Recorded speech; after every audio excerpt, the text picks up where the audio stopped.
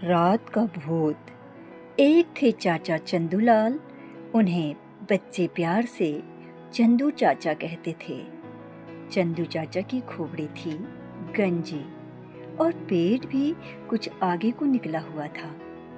गोल मटोल चंदू चाचा अपने से ऊंची लाठी लेकर चलते थे।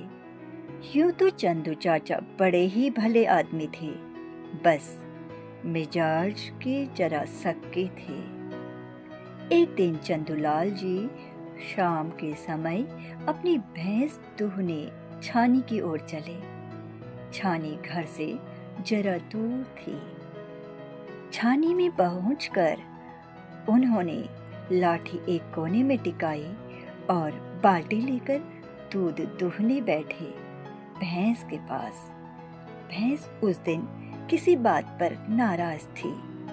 पहले भैंस ने चंदू चाचा को कस कस कर 4-5 लातें मारी, तब जाकर कहीं दूध दुहने दिया। भैंस की लातें खाते खाते और दूध दुहते दुहते चंदू चाचा को बड़ी देर हो गई। दूध दुहकर जब वे छानी से बाहर निकले तो देखा कि अंधेरा हो चुका है।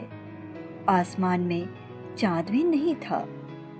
चंदू चाचा लाठी टेकते हुए धीरे धीरे घर की ओर चले। रास्ते में एक जगह चंदू चाचा ने देखा कि बीच रास्ते में एक विशालकाय आकृति बैठी हुई है। वे सोचने लगे, यह कौन हो सकता है। फिर उन्होंने सोचा कि हो न हो जरूर यह भूत है। थोड़ा और पास आ गए तो उन्हें वह भूत भी और बड़ा नजर आने लगा। चंदू चाचा को लगा कि अब वह भूत उन पर झपटने ही वाला है।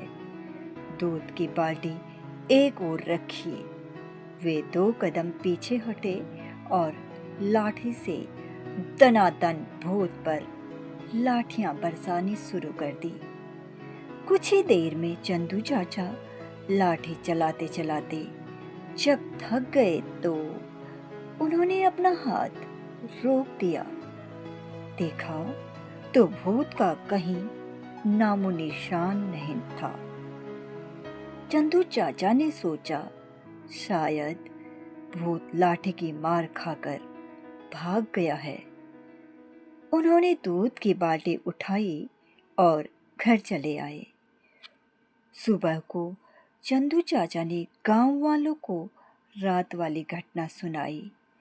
लोग उत्सुकतावश उस स्थान को देखने चले गए जहां पिछली रात चंदू चाचा ने भूत को लाठी से पीटा था।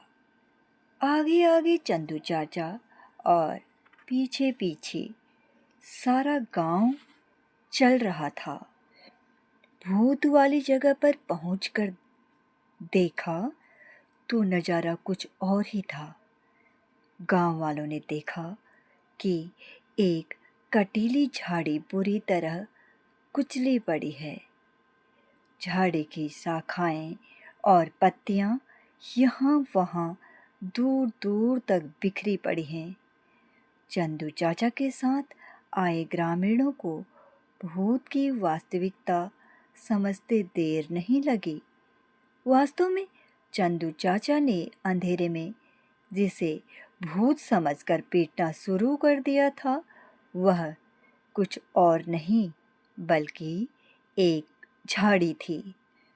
अच्छा तो चंदू चाचा, यह है तो भूत जिसे कल रात आपने लाठियों से मारकर भगा दिया था।